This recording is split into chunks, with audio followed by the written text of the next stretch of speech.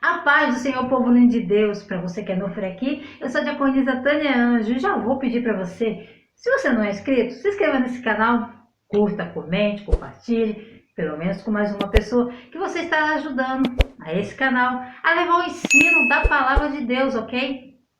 Então vamos lá. Estamos estudando o terceiro trimestre das lições bíblicas da classe dos jovens, que tem o tema Vigilância, Justiça e o Culto a Deus, um chamado para a igreja nos escritos dos profetas menores. O comentarista das lições é o pastor Israel Trota. Ele serve ao Senhor na Assembleia de Deus em Bom Sucesso, aqui no Rio de Janeiro. Ele é mestre em Teologia Sistemática Pastoral pela PUC do Rio. Também é capelão da Marinha do Brasil. A lição de hoje é a lição 7, Miqueias, Deus quer obediência. O texto do dia nos diz assim: Ele te declarou, ó homem, o que é bom e que é o que o Senhor pede de ti, senão que pratiques a justiça e ame a beneficência e andes humildemente com teu Deus. Miqueias, capítulo 6, versículo 8. A síntese nos diz assim: Miqueias nos confronta em relação ao tipo de cristianismo que estamos vivendo. O que Deus deseja realmente de nós é a obediência, a justiça e a humildade. Os objetivos da lição é explicar o contexto histórico em volta da mensagem de Miqueias, conscientizar sobre os perigos do formalismo religioso, definir as evidências de um cristianismo autêntico. O texto bíblico base dessa lição é Miqueias, capítulo 6, versículos 6 a 8. A introdução na revista diz assim: o livro de Miqueias tem sido considerado o evangelho da justiça social. Naquele tempo, os religiosos cumpriam eficazmente o ritual levítico, porém os ritos eram feitos de forma mecânica, sem vida. Enquanto a liturgia era bem cumprida, a obediência, a justiça e a misericórdia e a humildade eram desprezadas pelo povo. Os pobres eram explorados, apesar de praticarem injustiças sociais. As pessoas se reuniam regularmente para adorar ao Senhor. Miqueias foi um homem corajoso que não teve receio de condenar tais pecados. Proveniente da zona rural e de uma família humilde, ele sentiu na pele as desgraças do povo pobre do interior que vivia sob fortes opressões. Como um verdadeiro arauto da verdade, expôs o erro e desafiou seus compatriotas a se arrependerem, praticando uma religião honesta diante de Deus, justa diante dos homens.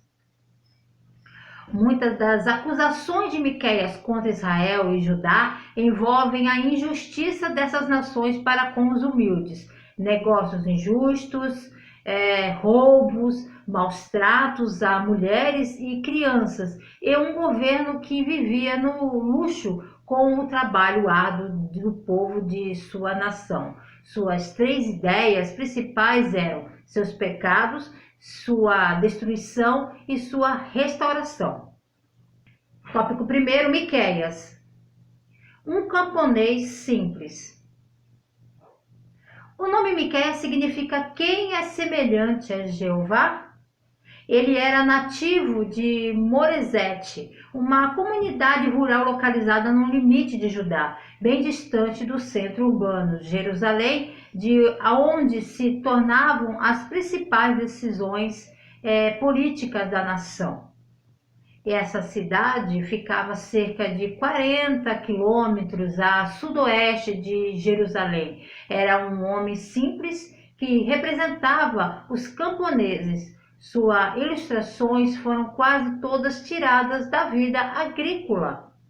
Miqueias conseguiu ouvir o grito dos oprimidos e foi para esse público especial que devotou a sua vida na tentativa de defendê-los do sistema social exploratório que fincava suas raízes em Judá. As muitas alusões contidas no livro sobre o trabalho pastoril indicam que provavelmente ele tenha sido pastor de ovelhas. Portanto, era um homem simples. Não podemos esquecer que Deus se faz presente na simplicidade também. Simplicidade não é sinônimo de pobreza, mas de pureza de coração. Há ricos que são simples e há pobres que são orgulhosos. Simplicidade não tem a ver com o que temos no bolso, mas sim com o que temos no coração. Como acabamos de ler, o profeta Miqueias identificou-se por sua cidade natal chamada Moreset-Gat, que ficava perto da fronteira da Felícia com Judá, cerca de 25 milhas a sudoeste de Jerusalém. Morando em uma parte predominantemente agrícola do país, Miqueias vivia fora dos centros governamentais de poder em sua nação. Miqueias não vivia em um lugar atrasado, porém no mais importante dos vales, que oferecia aproximação à capital para quem vinha da planície marítima, levando a sua forte preocupação com os humildes e menos afortunados da sociedade, os coxos, os rejeitados e os aflitos. Portanto, Miqueias direcionou grande parte da sua profecia aos poderosos líderes de Samaria e Jerusalém, as capitais de Israel e Judá, respectivamente. Na qualidade de homem interiorano, o profeta via na capital do seu país a fonte e o centro da iniquidade. Ele diz: qual é a transgressão de Jacó? Não é Samaria? E quais os altos de Judá? Não é Jerusalém? Miqueias capítulo 1, versículo 5. Período em que profetizou. Sua profecia foi entregue nos reinados de Jotão e também de Ezequias, reis de Judá. Ele foi contemporâneo de Isaías, considerando que o livro reflete uma condição de apostasia em Judá, em que a corrupção e a idolatria provocaram um baixo nível moral e religioso. Não é errado supor que parte de sua mensagem tenha sido entregue no reinado do ímpio Acaz. Porém, a forte ênfase na justiça pessoal também se encaixa nos dias de Ezequias, pois, de acordo com os estudiosos, as reformas nesse período tiveram implicações apenas na parte cerimonial e no culto, mas não trouxeram tanto impacto sobre a vida pessoal dos habitantes de Judá. Avivamento que empolga a nossa liturgia, mas não transforma a nossa vida, é fogo de palha. O fator essencial que caracteriza os verdadeiros avivamentos é a obediência de coração.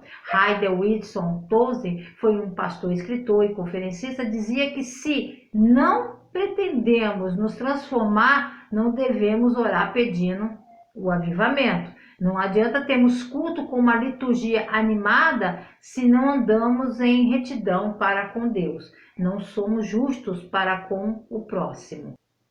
Miqueias foi contemporâneo de Isaías, Amós e Oséias, por pelo menos parte de seu ministério. Isaías foi aparentemente o profeta mais urbano, pessoalmente familiarizado com os reis e líderes. Miqueias, como Amós, pode não ter feito parte da guia oficial dos profetas. Ele compartilhou com Isaías, no entanto, um compromisso inabalável com a aliança de Deus e uma aversão ao pecado tão prevalente em seus dias. Os líderes religiosos e civis foram especialmente escolhidos por seus atos perversos.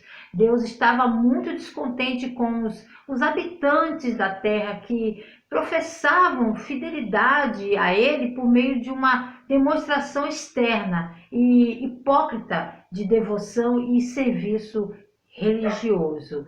E essa forma de superficial de adoração não tinha valor para Deus e era desprovida de amor e preocupação genuínos por Deus. Em vez disso, Deus os advertiu por meio de seu profeta. Ele te mandou, ó homem, o que é bom e o que o Senhor requer de você, senão que faça a justiça, ame a misericórdia e ande humildemente com seu Deus. Miqueias capítulo 6, versículo 8.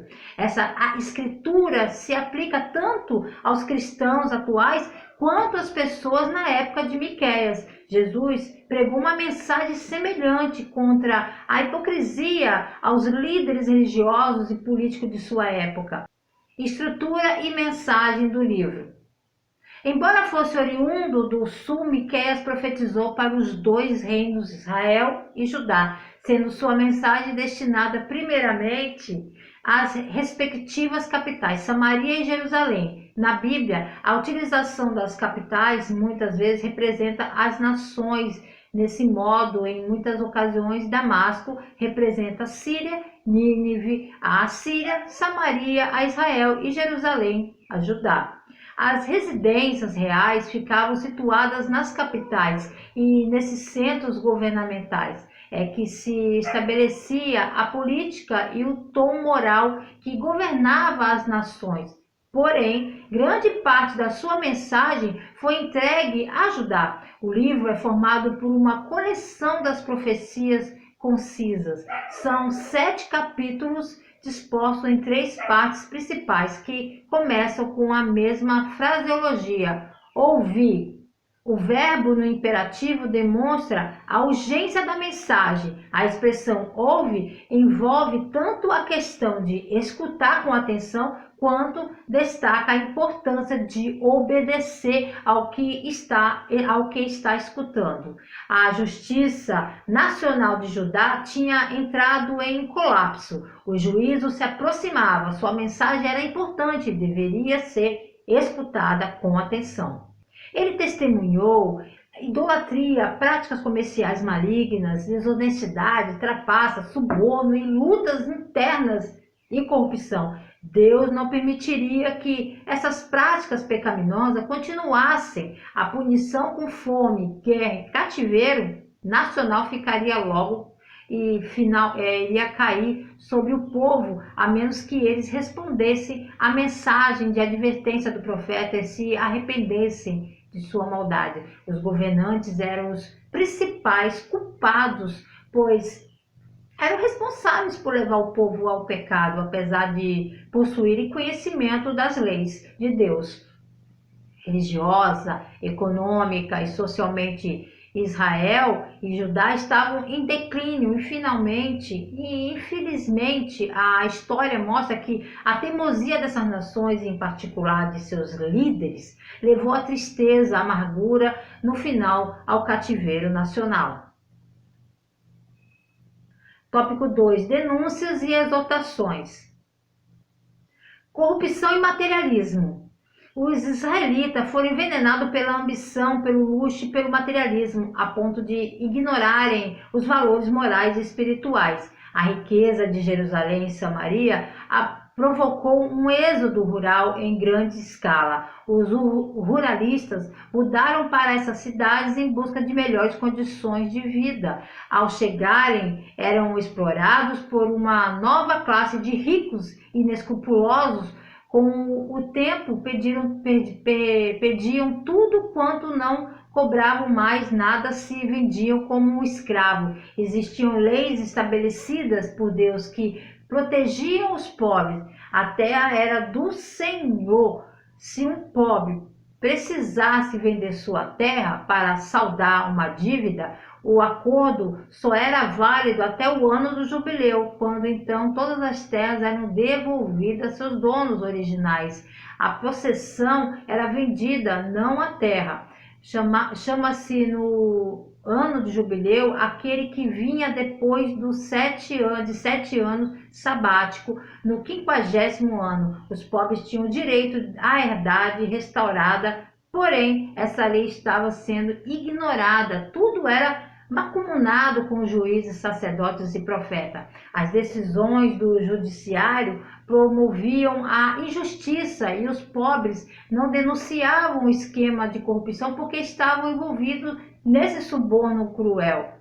A ambição e o materialismo podem nos conduzir à apostasia, levando-nos à desobediência. E cobiçam campos e os arrebatam, e as casas e as tomam, assim fazem violência a um homem e a sua casa, e a uma pessoa e a tua herança. Miqueias capítulo 2, versículo 2. Estudiosos acreditam que ele mesmo pode ter sido um fazendeiro, ter sido expulso de sua herdade por algum ganancioso dono de terras. A amarga experiência pessoal e perda talvez estejam por detrás dessas palavras. Miqueias era direto em suas palavras como os homens do interior e também possuía profundeza de confissões e inflamadas indignações. Injustiça social. Os homens planejavam o mal contra o próximo, cobiçando campos e praticando a violência. Miqueias declarou que os exploradores sofreriam o juízo, em vez de andarem com a cabeça erguida, seriam levados para o cativeiro com o pescoço amarrado. A mesma violência que praticaram se voltaria contra eles, pois eles perderiam tudo o que conquistaram desonestamente. Os magistrados, civis e príncipes responsáveis pela prerrogativa de manusearem o direito encontravam prazer na exploração. A cidade de Jerusalém estava sendo edificada com os tijolos da violência e o cimento da injustiça. Por causa dos pecados dos líderes e sacerdotes, a cidade seria destruída. Deus não tolera a injustiça e o mesmo deve ser aplicado ao cristão. Um cristão que se omite diante das injustiças torna-se insonso e sem valor. Deus não tolera a injustiça e o mesmo deve ser aplicado ao cristão. Um cristão que se omite diante das injustiças torna-se insonso e sem valor. O povo sofrido do interior de Judá é obrigado a arcar com os altos tributos recolhidos para sustentar a corte em Jerusalém e o Império Assírio, além da constante instabilidade causada pelos inúmeros confrontos armados, é obrigado a conviver com um exército permanentes em seus territórios. No reinado de Ezequias, o financiamento dos camponeses endividados pelos tributos e pelo trabalho penoso perante o não pagamento da dívida, o devedor entregava suas terras aos seus credores, surgindo assim os latifúndios, altamente lucrativos, principalmente na região do profeta Miqueias, onde se localizava uma das mais férteis terras da época. Em frente ao endividamento e a consequente perda de suas terras, estavam os camponeses devendo recorrer aos tribunais a fim de obter prazos maiores e nova forma de negociações, mesmo o perdão, até o mesmo perdão da dívida. Entretanto, os juízes corrompidos pelo dinheiro dos ricos latifundiários eram como feras selvagens que, ao invés de proteger os injustiçados, devoravam o camponês mais ainda. Obediência de coração.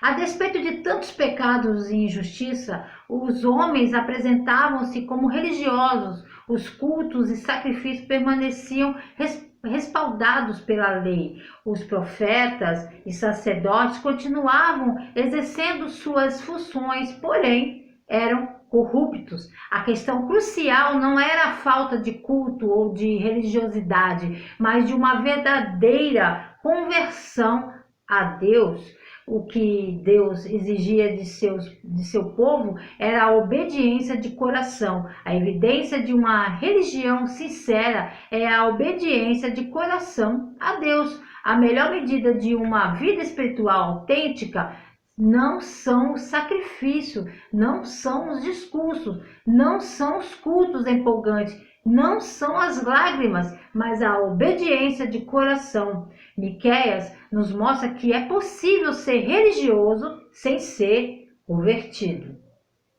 As pessoas que viviam na época de Miqueias estavam enganadas, pensando que sua espiritualidade religiosa artificial e seu falso senso de retidão o salvaria de punição e retribuição. Apesar de sua transgressão, pecado, e iniquidade, eles tinham a impressão equivocada de que, por terem Deus entre eles, escapariam da pena e de desobediência. Ainda assim, se apoiam no Senhor e dizem: não está o Senhor no meio de nós? Nem o mal pode vir sobre nós. Miqueias capítulo 3, versículo 11. O salário do pecado é a morte.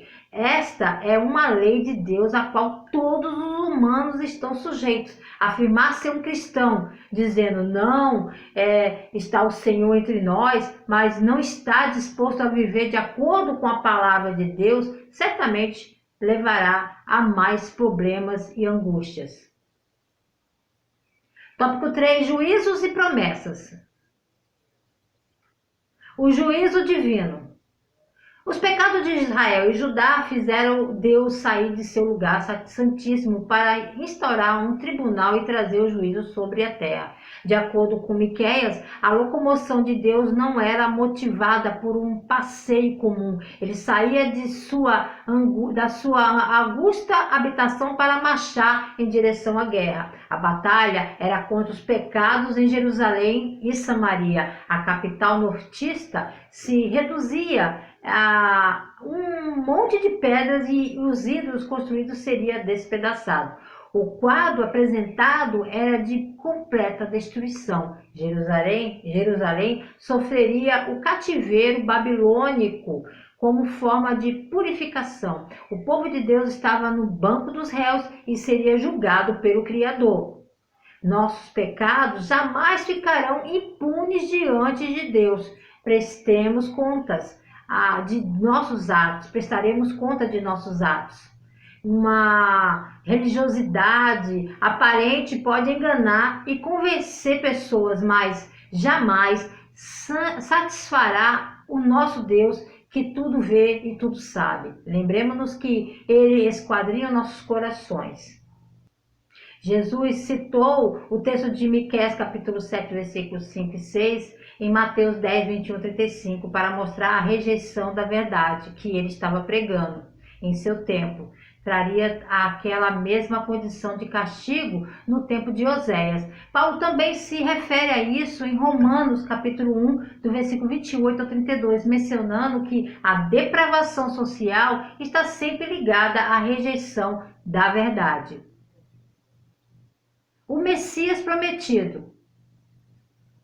Miqueias não abordou apenas a questão do pecado e do juízo, mas também apresentou o futuro da glória preparado para o povo do Senhor. Ele tirou os seus olhos dos sórdidos abusos cometidos em seu tempo para contemplar não mais o julgamento, mas a restauração dos justos, das cinzas da destruição, resultado da injustiça social e pecado contra Deus. Surgiria em Jerusalém um grande centro de adoração. Porém, antes da exaltação, Judá seria humilhada e sofreria com o cativeiro na Babilônia.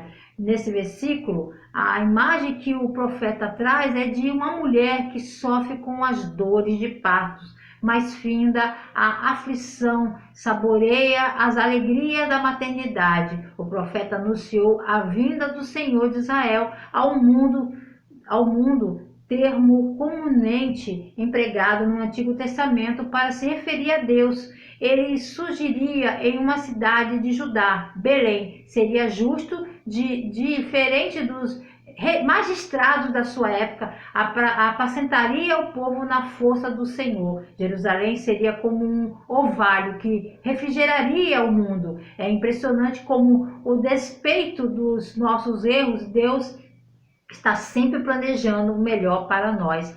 A vinda de Cristo iluminou o mundo com a verdadeira glória de Deus. Fomos alcançados pelo Cristo profetizado por Miqueias. O livro de Miqueias fornece uma das profecias mais significativas do nascimento de Jesus Cristo em todo o Antigo Testamento, apontando cerca de 700 anos antes do nascimento de Cristo para o seu local de nascimento, que era Belém, e para a sua natureza eterna. Ao redor da profecia de Miqueias sobre o nascimento de Jesus está uma das imagens mais lúcidas do futuro do mundo sob o reinado do Príncipe da Paz. Esse reino futuro, que os estudiosos chamam de reino milenar, será caracterizado pela presença de muitas nações vivendo umas com as outras em paz e segurança, e vindo a Jerusalém para adorar o rei reinante, ou seja, o próprio Jesus Cristo. Esses eventos ainda não ocorreram. Aguardamos o reino milenar em algum momento indeterminado no futuro. O verdadeiro cristianismo. Miqueias finalizou seu livro com um jogo de palavras, um trocadilho com o significado do seu próprio nome. Quem é, ó Deus, é semelhante a ti? Ele louva o Senhor pelo seu caráter. Ninguém pode ser comparado a Deus, que é único e soberano. A ira divina tem prazo de validade. O Senhor está sempre pronto a perdoar o transgressor, pois seu prazer está na aplicação da benevolência. A exibição do poder do Senhor transforma pessoas. O perdão de Deus é para sempre e livra o ofensor da culpa. É libertador, é pleno, é completo. Suas promessas serão cumpridas. Esse Deus exige de nós apenas a sinceridade. Nossa adoração não pode ser meramente teatral ou ritual. Precisa ser em espírito e em verdade, respaldada pela obediência. Para Miqueias, o verdadeiro cristianismo manifesta-se na prática dos três preceitos: praticar a justiça, amar a beneficência e andar humildemente perante Deus. Concluímos afirmando que o cristão deve estar atento aos perigos do egoísmo, da tirania e do orgulho. O egoísmo é um pecado contra a beneficência, que é caridade. A tirania é um pecado contra a justiça e o orgulho é um pecado contra a humildade. Julgamento e restauração inspiram medo e esperança durante ideias envolvidas na sequência final da profecia de Miqueias. Uma cena de tribunal em que o povo de Deus é julgado diante do seu Criador por se afastar dele e dos outros. Nessa sequência, Deus lembra ao povo de suas obras e em seu favor, como ele cuidou deles enquanto eles cuidavam apenas de si mesmo. Mas ao invés de deixar o povo de Deus com medo de o arguilhão do julgamento, o livro de Miqueias conclui com o chamado do profeta ao Senhor como sua única fonte de salvação e misericórdia, apontando o povo para uma esperança eterna em sua vida eterna com Deus. Jonas, junto com os 3 versículos finais de Miqueias, constitui parte do ritual do dia da expiação, quando, arrependidos, os judeus confessam os pecados a Deus. Conclusão da revista: os rituais religiosos tangíveis podem nos levar à acomodação com o tempo. Isso se torna uma prática mecânica que, desprovida de justiça, da caridade, não tem valor algum para Deus. O fato de irmos à igreja gera em nós uma aparente sensação de que estamos certos. Isso pode ser perigoso. Cultuar ao Senhor é bom, é bíblico. Entretanto, para Deus o que realmente importa não é o que fazemos exclusivamente na igreja, mas é como vivemos no mundo e como tratamos as pessoas. Há uma semelhança instigante entre as palavras de Miqueias e as ditas por Jesus Cristo. Essa advertência deve motivar todos nós a examinar as nossas próprias crenças e devoções religiosas pessoais. Essa é uma das grandes lições que podemos aprender com o livro de Miqueias e as palavras de Jesus Cristo. Deus abençoe essa semana, seu ministério. Querendo o Senhor, estarei aqui de volta ao Resumo EBD. A paz do Senhor a todos.